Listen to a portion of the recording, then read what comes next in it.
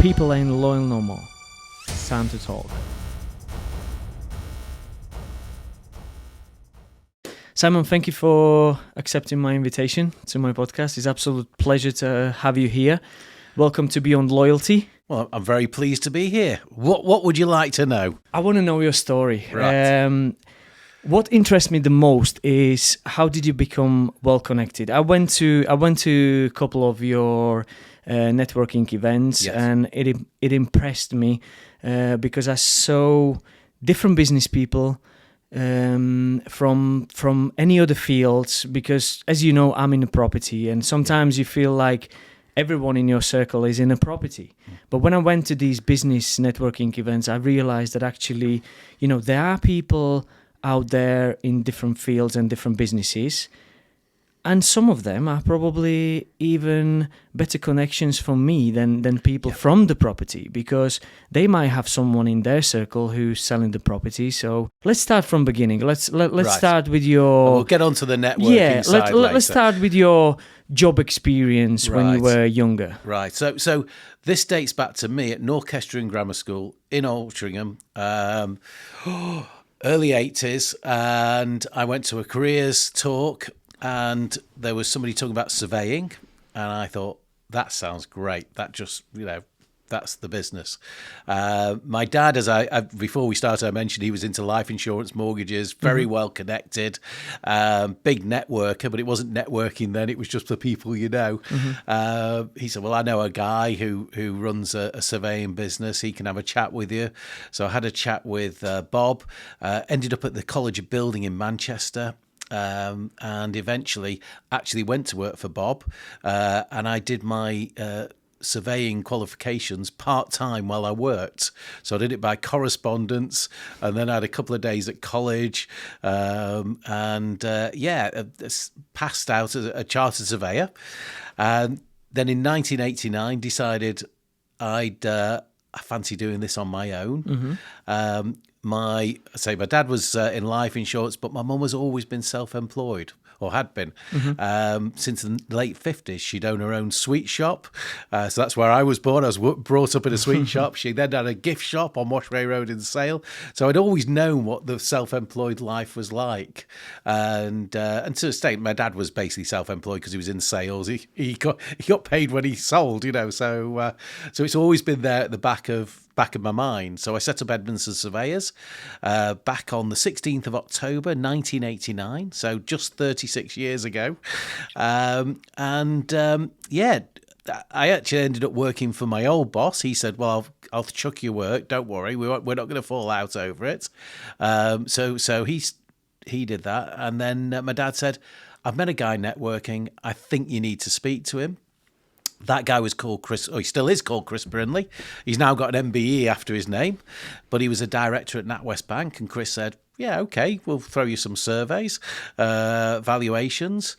And I worked for NatWest for over 10 years, basically. Wow. I did their surveys. It led to me doing Coots, Royal Bank of Scotland, HSBC, Lloyds, as well as private work. But again, that's because of the connections your dad had. Exactly, yeah. We always coming back to the main topic that I want to talk about today is the power of networking and power of your, circle. I mean, my dad said in no uncertain terms, do not mess this up, because this is my connection. And that is a key thing. You have to make it work. It's all like know, like, and trust when it comes back to networking, you've got to trust the person to hand over your contact details, and that's what my dad did.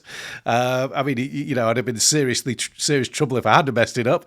But it is all about connections, and it's all how the ball starts rolling, basically. Yeah.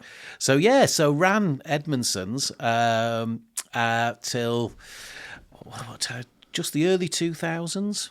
Then I met a guy who was this is incredible because it didn't actually work. He was setting up an internet estate agents, and it was unheard of at that stage. And we needed somebody who knew valuations and things, so I went and did a bit of work with him. And we nearly got there, but we were just a bit ahead of our time. So so then I went working with another colleague who was thinking about setting up an estate agency. Did that, but didn't really it didn't really float my boat. I've got a too critical eye, so I go from into surveying. From surveying, yes. You saw properties different way. Exactly, yeah. So it's kind of like, what shall we do now? I'd sold Edmondson Surveyors. I'd sold it to a rival company and done a bit of consultancy work for them as well. So there's a few things going on, but that was coming to an end. And the most bizarre thing then happens. The guy I was working with the estate agent, said, I've seen a sandwich shop. And he said it'd be ideal for Win, my wife, and his wife. I think we should buy it. And I thought, I spoke to Win. She was in quite a nice job at the time, importing. And we kind of like persuaded her that this would be great. She'd have time for the kids and things like that. Little did we know that 3 months later, his wife decided she didn't like it. And she decided to back out. So we ended up buying them out. And I ended up going to work with Win. We'd had a little stint while Jonathan was young, our eldest. She came and worked for me and answered the phones and bit like that. But this was the two of us working in a catering business. We ended up with a couple of sandwich shops and outside catering, and then eventually we just did the outside catering. Did you know anything about that type of business before you went into it, or it was just... Many, many years ago, I'd worked in retail as a youngster and things, and it was a bit of a delicatessen. That's the nearest I got to it. Yeah. So, no, not really. But we ended up with clients like Balfour Beatty. I'm just desperately trying to think. There were some big names. Some of the banks we ended up doing lunches for and things like that. So it was quite a good time, but it was such hard work. Yeah. And the kids were still young. Well, actually, I'm just trying to think. Was Sean born at that stage? I think he was. Yes, I think he was just born. Yeah. So we ran that for a good 10, 12 years, and then Win woke up one morning and said, I've had enough. I've had enough of this. I can't get up at this time in the morning forever. So we looked at selling the business. A friend's son who was in recruitment heard of Win looking for something else. Said, I'm going to send you for an interview. This will be great, experience. And she went for this interview. That walked out the building. It was an import company in Cheetham Hill. And she said, they said they'd ring me Thursday to let me know if I was successful or whether they wanted to, have another interview. We got back home and they were ringing saying, when can you start? So we hadn't actually sold the business at this stage. So Win was like working another full-time. Director was gone from the business. Yeah.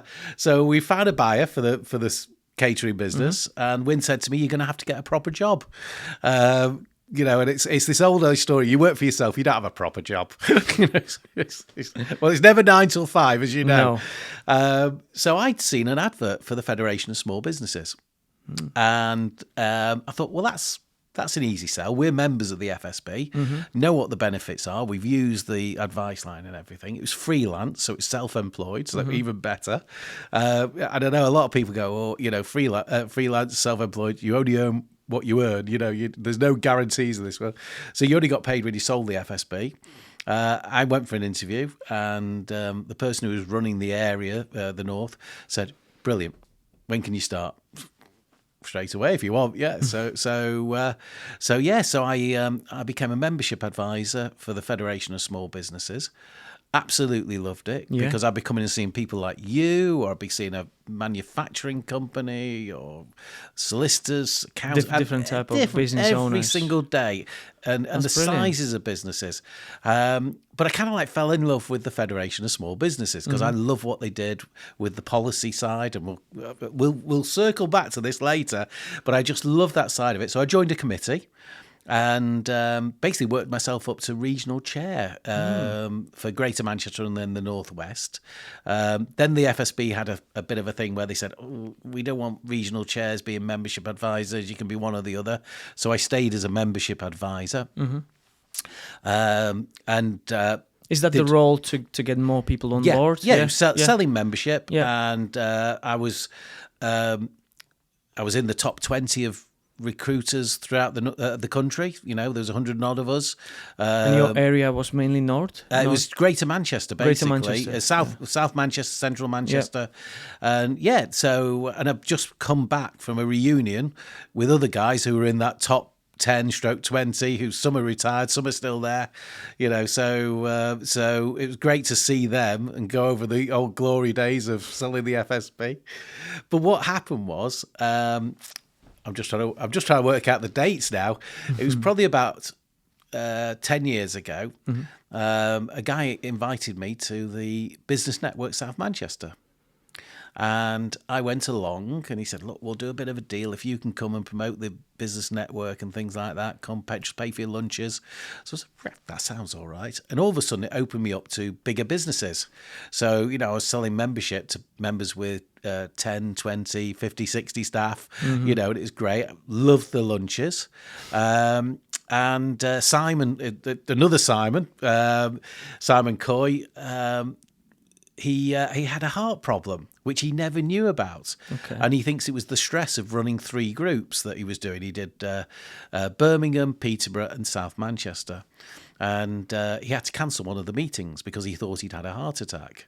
Anyway, 2 weeks later, he rings me up and said, I'm in Manchester. Do you fancy a coffee? And I went, yeah, I thought you were ill, though. He said, no, it was just this palpitation. He said, it was brought on by stress. He said, I've got to sell one of the groups. And I don't think it was intention to ask me if I wanted to buy it, but I came out of the meeting and rang. Just help because he knew that you are well connected yes, well. So you might have someone in your circle who would buy it. Yeah. So I came out of the meeting, rang Win and said, I think I bought a new business. You've met my wife. She's very understanding. So it was business minded as well. Yes, she is. But she'd been working for this import company for quite some time. But she felt that was getting on top of her. She basically imported for a major retailer that sadly is no longer with us, but she was looking after 900 lines coming in from China. And she said, this is too much. I want to have a sabbatical and work out what I want to do. So she thought she was having 3 months off, which worked. I think she had a month off before I said, actually, we've got this going on. And she works part-time in the business. She does all the books. She does as the hosting and everything. Yep. But yeah, we bought the Business Network South Manchester off Simon. I didn't even know these kind of businesses are for sale, to be honest with you. Yes, I thought, you built it yourself from the scratch. No, we actually bought it. That's great. It's not technically a franchise. We work under the banner of the Business Network, but we own it outright. But we use the website and the CRM system of the Business Network. Which is important, all the systems. Yes, yeah. So we started off with 32 members. And our first meeting, I think we got 38 people in the room. And our second meeting was supposed to be at the Pinewood where we were last week. Yeah. And they rang up the night before and said, we can't do it because we are flooded. And it was when the dam in Whaley Bridge nearly burst its banks. And we had to quickly find somewhere else. Now, here's where connections come.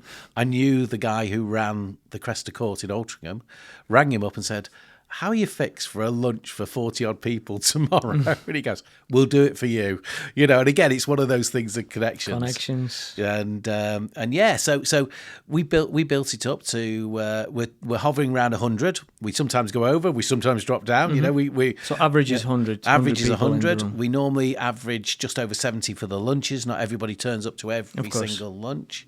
And yeah, we're very proud of the way it went because the year after Is it monthly? The lunches are monthly, but it was 2019 when we bought the group, thinking we can get this up to 100. 2020, we had a global pandemic, which kind of like kills networking meetings. Of course, you can't. But what we did was we did the lunches online, so everybody turned up with their lunches. We're very fortunate. We've got a fantastic group of people who kind of see the funny side of things and they get on and they Was everyone saying what they're having? Oh yeah, we had all that. We had weekly meetings, so we met on a Thursday morning every week and just had a chat. And we had anything from death and hair because nobody could get the hair cut, but we kept it going, and when we could go back, we went back with 30 people in the room. Fire. Yeah. And the laugh was the people who would be quite casually dressed everybody was dressed up because they'd basically been in pajamas, sweatshirts for 3 or 4 months, but everybody was dressed up. We for the people who didn't want to come, because understandably there were people who said, I'm a bit scared about coming out and mixing with people, we did a hybrid version, so we had people on a screen tuning in from home. So we had all sorts of challenges, which when you hear that the members laugh about my technical ability, that's where it all comes from, because we had anything that could go wrong went wrong, but we got round it. And yeah, we carried it on, and people said, hey, this group's gone on, we want to join it, so... What's the main idea behind it? Is it to connect people that can do businesses together? Yeah, I mean, the whole reason for networking should be to generate business. However, it's not the only... It's not the only thing. We have some fantastic friendships built up in that group. We share a lot of knowledge. Yeah. So the likes of having Chris Booth speaking next month about the budget. I mean, this month it was... Mike Newman about the charity. That was inspirational. Yeah, well, that's it. I invited him for podcast. I hope he will accept it. Because well, he's not far away. He's only in Bolton, so he's got no excuse. When I listened to that, when he started talking about self-belief, I'm thinking myself, like, how many limited beliefs we set in our mind. This guy never seen the world in his own eyes whole life, Yeah. And he was driving a car 200 miles per hour. Yeah, I'm thinking myself, like, wow. Well, to get that concept in your head when you can't even see what's going on, it's inspirational, very inspirational. Yeah, so next January we've got Andrew Thorpe. He goes around the world telling people how to sell by telling stories. So we it's an educational thing. It's so it's a knowledge, it's friendship. You meet your suppliers there. Yeah. We in our Chester group we had a lady who sold bedding to animals for farms. She even got the Royal Charter. And people said, why did she go networking? Well, we had an insurance broker in the group. We had the person who fitted their EV chargers and solar panels on their new buildings and things. So she knew she had trusted suppliers in that room. And that's the thing. Haley and Claire, who run your support team, they do the bookkeeping for the majority of the group because people know that they're fantastic. They're good at their job. They not only know them, they like them, they trust them. And that leads to then recommendations outside the group as well.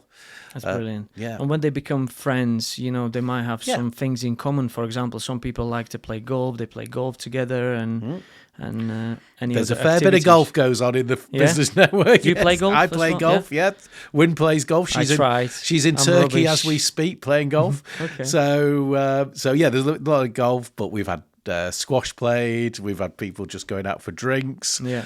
So it's getting to know. We know.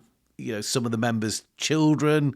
What they're up to and things, and it's so important. But I love the bigger picture that's, it's all about those connections. And as I told you before, I guarantee you, if there is a problem, you've got someone in your phone to ring and they will help you with the problem. And if they want, they've got someone in their circle who will help you with that. Yeah, and, definitely. And that's incredible.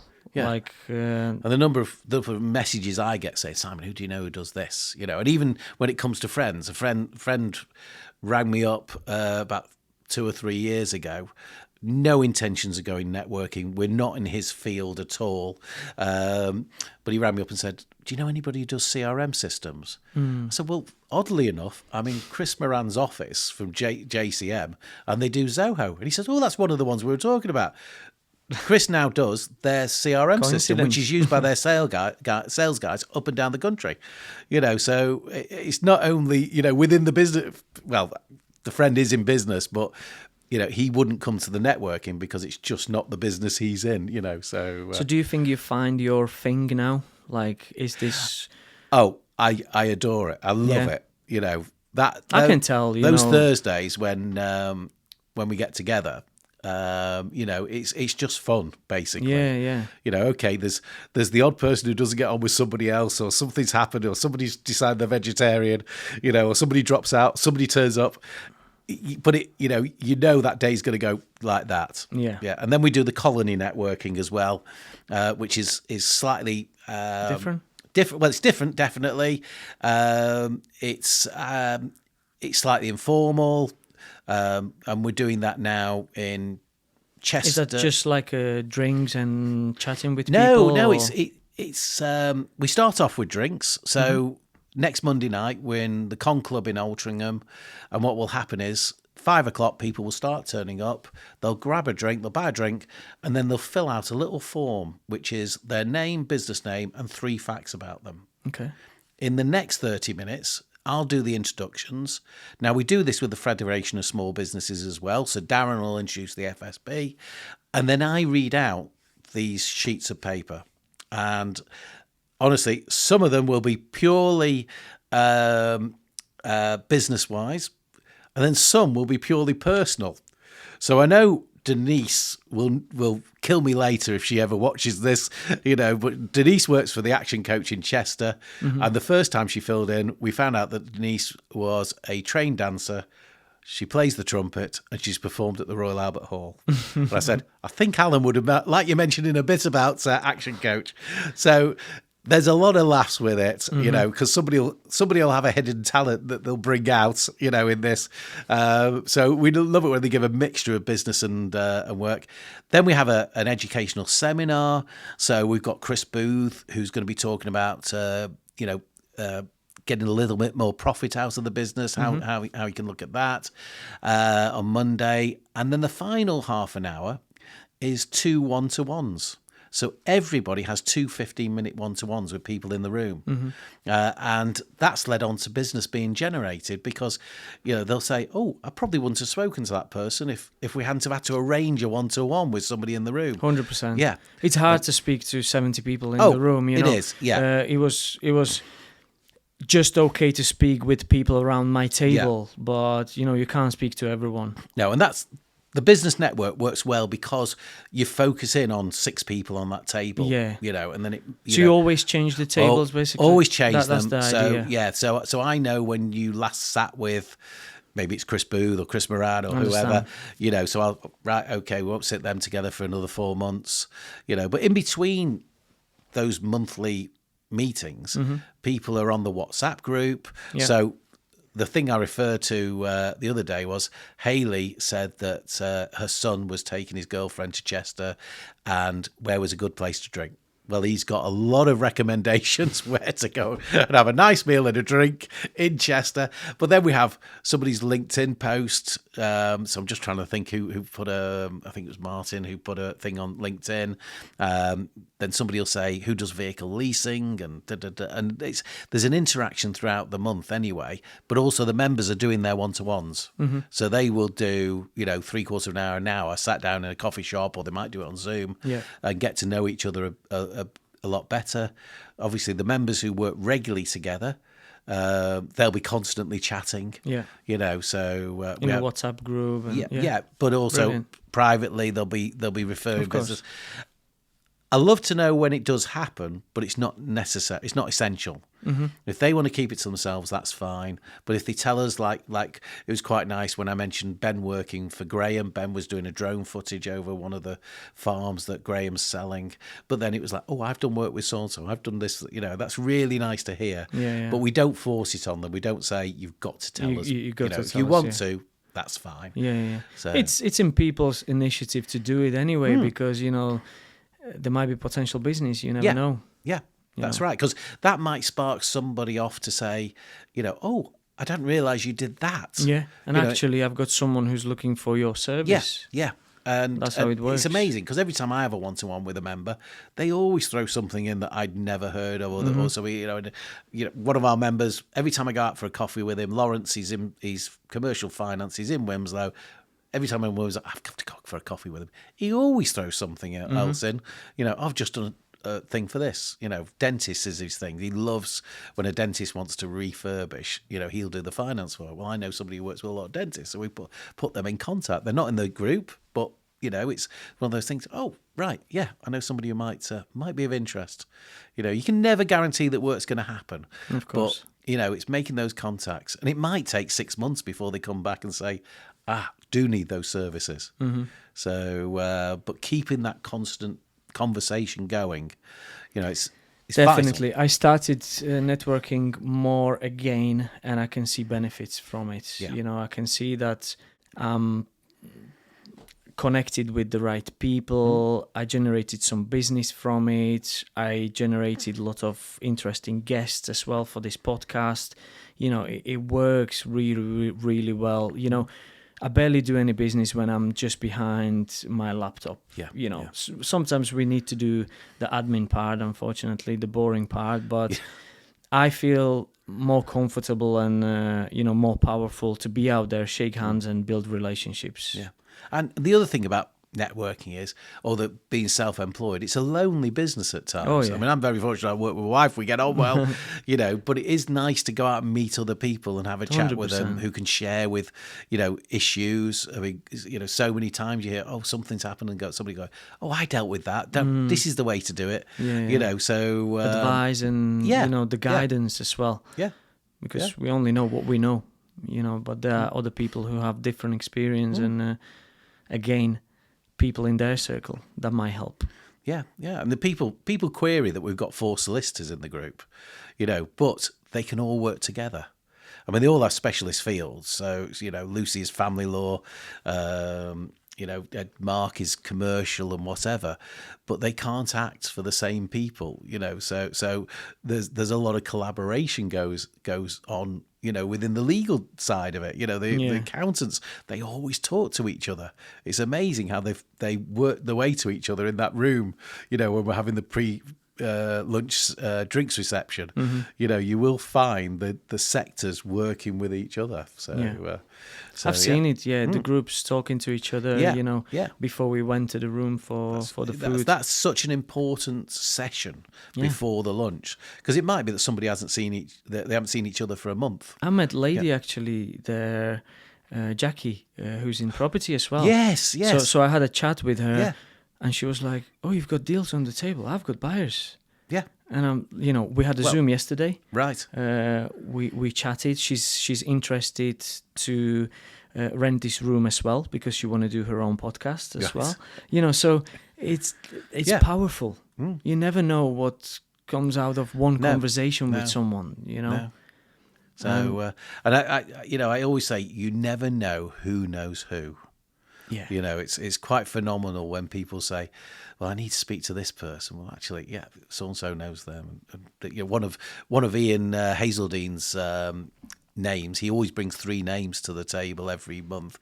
The managing director of one of the companies, his son used to play football with my youngest. So I said, right, I'm going to have to call in and go and see Dave, and I'll see. So I won't mention any names because his website is awful, and that's what Ian's picked up on. So you never know who knows who. One example, which I mentioned in my book as well, is when I started my business. It was sourcing investment properties for investors. And I didn't have any buyers. So I had to go to all these property networking events. And one day, I remember it was Saturday evening. It was a nice day. It was summer, June. I was thinking, should I have barbecue or should I go? Because I already booked in and, right, I'm going. So I went there and I met the guy from Hong Kong. Gave him my business card. We had a chat. He went back home. And I didn't hear from him for a while, but then I sent him one deal, I think, through the email, and he bought that deal. It was in Wigan. Yeah. What he did afterwards, he created a group of investors, basically educating them how to invest in the UK. He brought around 1,500 buyers on the table for me. Wow. Yeah. Changed my game completely. Yeah. At some point, I was selling 4 or 5 properties a month. Just one person that I met the night that I didn't want to go to the networking. You know, sometimes you find you can waste a lot of time to go to, I wouldn't say wrong networking events, but, you know, I think you have to select which one is good and It depends what you're looking for. Yeah, yeah. You know- You just never know who's going to turn up. But the one thing I would say, if you've booked on, always go, because the host might have that person in mind for you. You know, it's always frustrating. Or you're taking someone else's place who wants to be yes, there in the room. You know, it's one of those things that have frustrated me in the past. I know somebody's coming. Yeah. Now, sometimes, and quite often with the business network, the very legitimate excuses why people can't come. Yeah. Not reasons, rather excuses, but, you know, somebody's ill. We had one illness, but the solicitors, I've got something landed on my desk, you know, and it's urgent and I've got to deal with it. We had one of the HR people say, I've got an issue that I've got to deal with, you know, but sometimes I know when we do our evening ones that people go, I don't think I'll stay at home or whatever. And you think, you could have met so-and-so who was, you know, just right for you, you know, so I always say if you booked on, so I'm always at pains. If I book on something, I'm going, you know, so I very rare, if I let somebody down, I let them know I'm not coming and the reason why I'm not coming and things. But yes, you can. You never know. This is the thing what I like about it. Like one person can change your game and business. Or you meet someone that's, you know, you are looking for something. For example, like I was looking for someone to explain me how to identify and buy business, you know. Yeah. And I met them along the way. Yeah. Thinking about leaving UK for the better lifestyle? Picture yourself in Cyprus. Sunshine, sea views, and slower pace of life will help you to find your dream home on this beautiful island.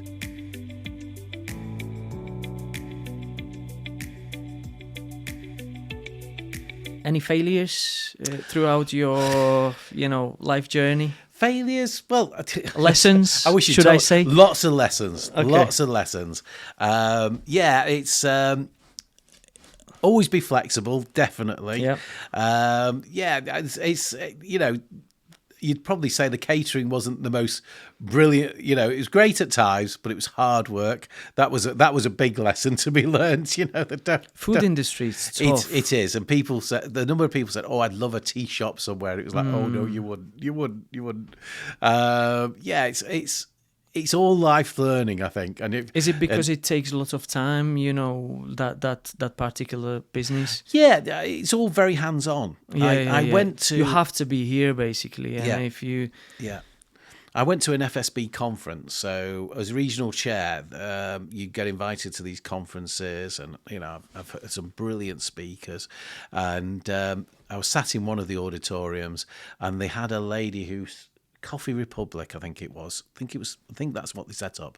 Her and her brother had been to America, and this was before Costa, before Starbucks came over and everything.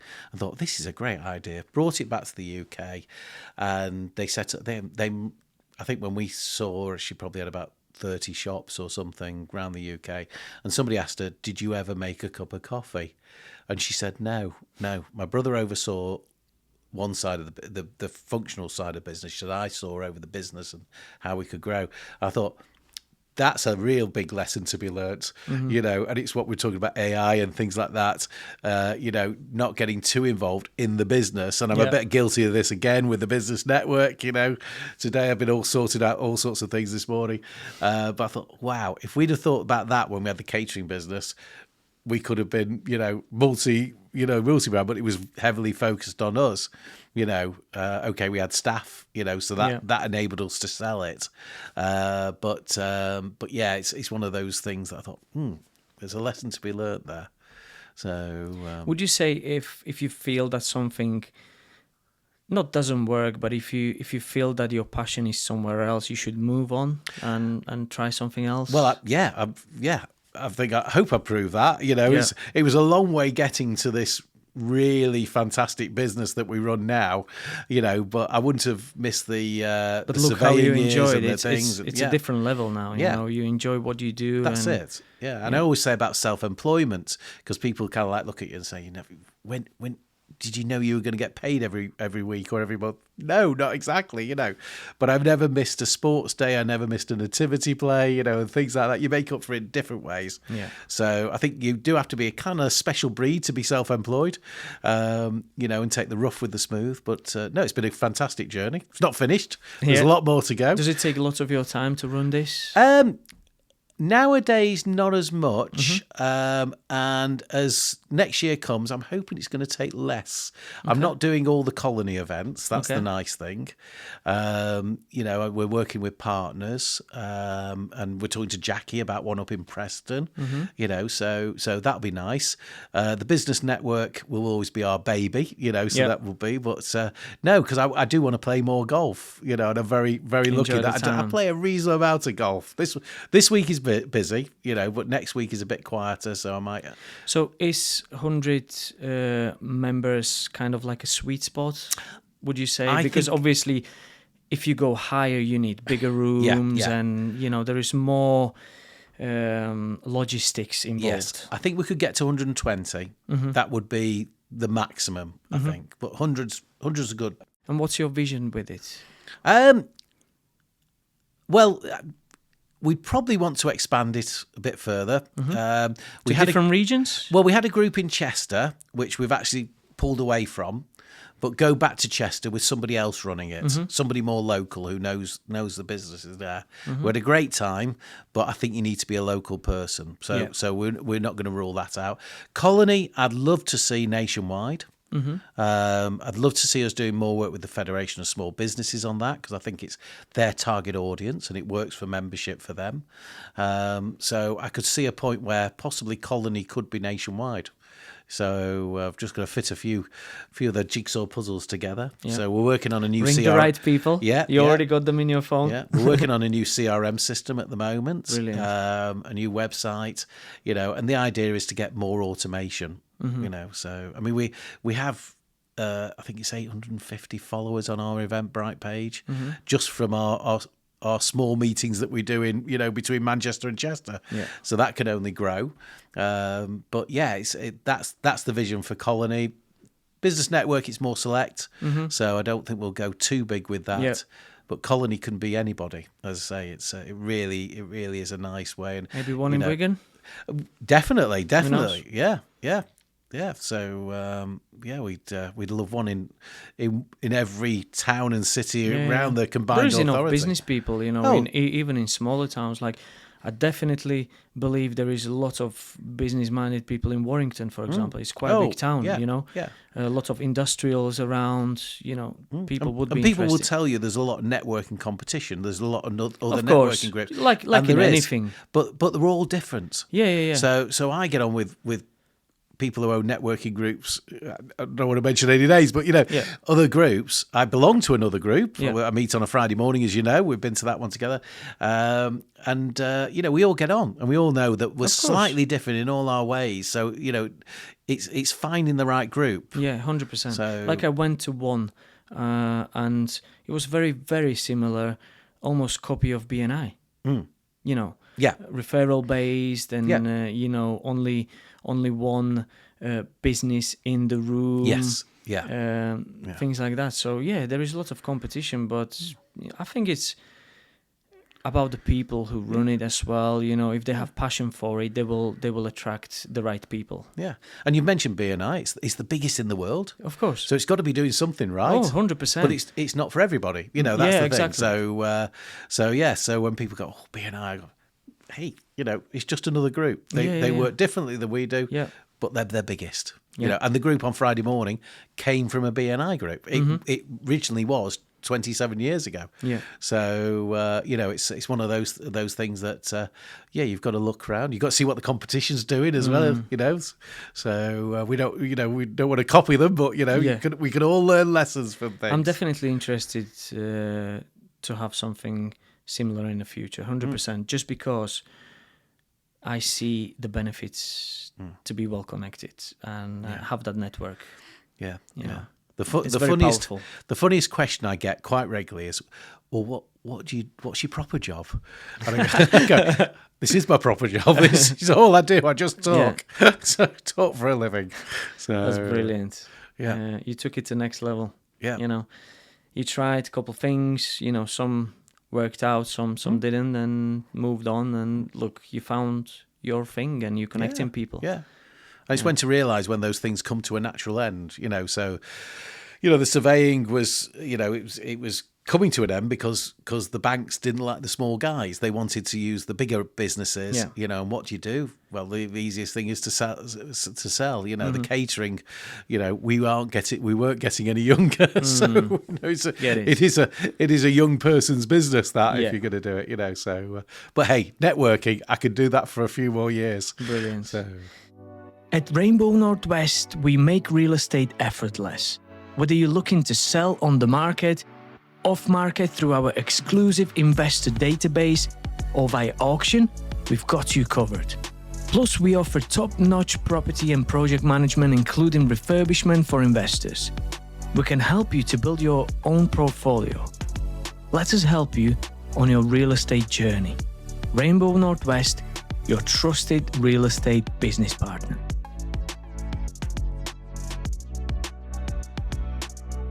Should we go back to FSB? Yes, yeah. So I'm a big believer in giving back, wherever I can. So I mentioned earlier that I was regional chair for quite a while with the Federation of Small Businesses while I was a membership advisor, but then I had to give that back. But then 4 years ago, because the business network was so busy, I decided I couldn't be a membership advisor any longer, and I think the FSB agreed with that. That I wasn't giving it the best of my attention. So we kind of parted company, but I've always kept in contact with the guys. We've done networking with them. So Colony is done in conjunction, and then last year it was brought up that the regional chair was stepping down, and would I like to throw my hat in the ring, which I did. So in April this year, I became the regional chair back again for the Northwest. Wow. So it's policy driven. It's a volunteer's role, but it's an opportunity for me to give back to small businesses. So it might be challenging Andy Burnham or Steve Rotherham on things at the Combined Authority. It might be supporting them. So we've got a great pilot scheme for procurement, that we've done in conjunction with the Combined Authority in Manchester, which will go all over the country eventually.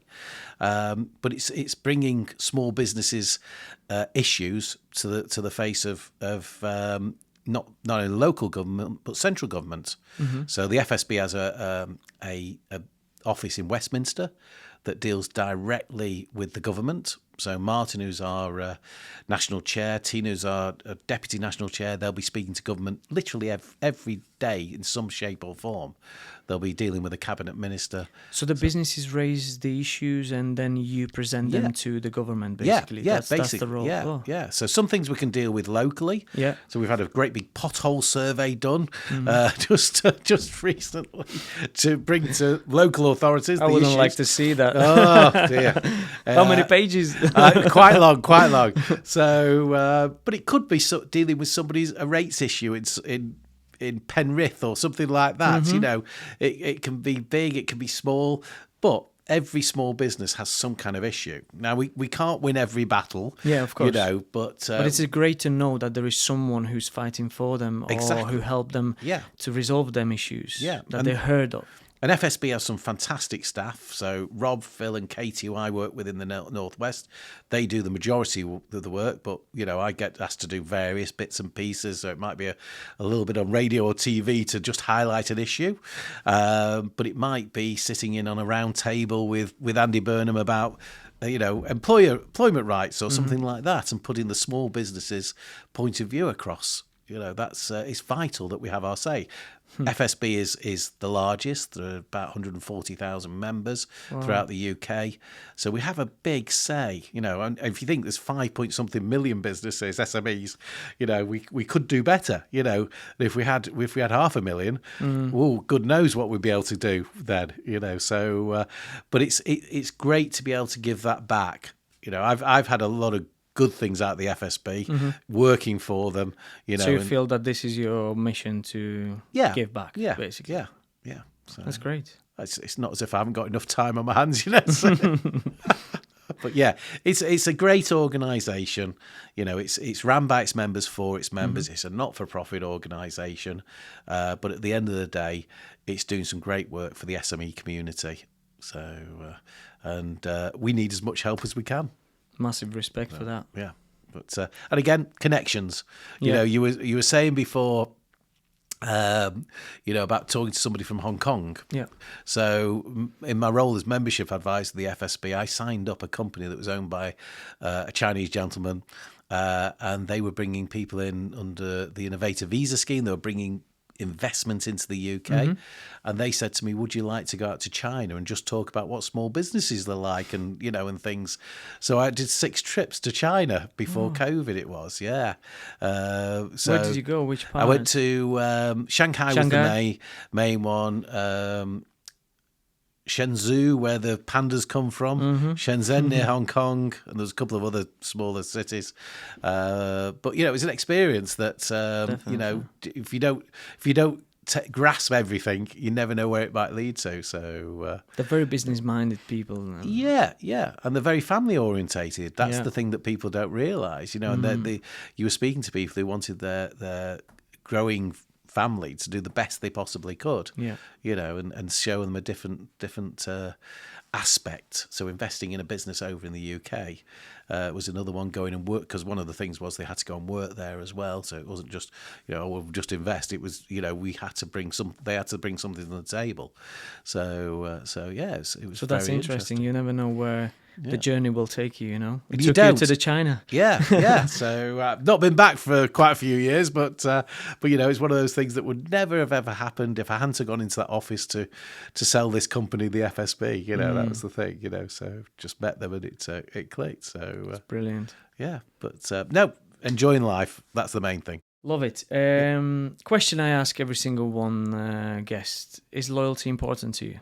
Oh, it's vital. It is vital. When I look around that room and I've got 70 odd faces looking at me, I know that they're all loyal to us, Win and myself, but we're loyal to them. You know, it's, you know, I picked up a referral for one of our members while I was in Portugal this weekend with the reunion. Okay. You know, so you know, loyalty is very vital, and that only comes by knowing the people that are there.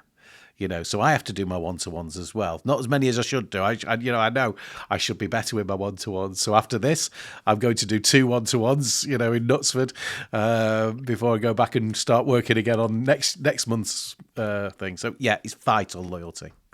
Yeah. Brilliant.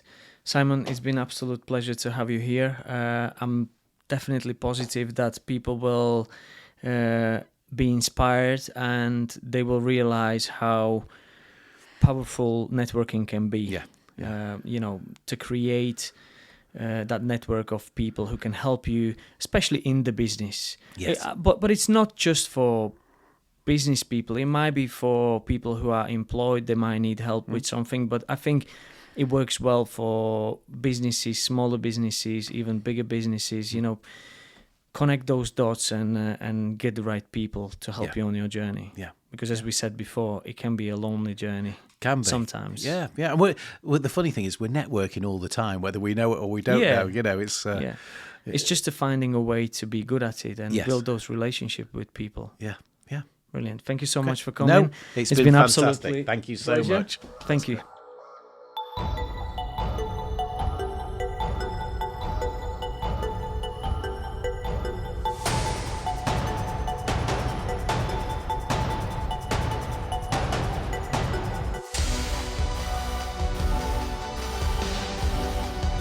People ain't loyal no more. It's time to talk.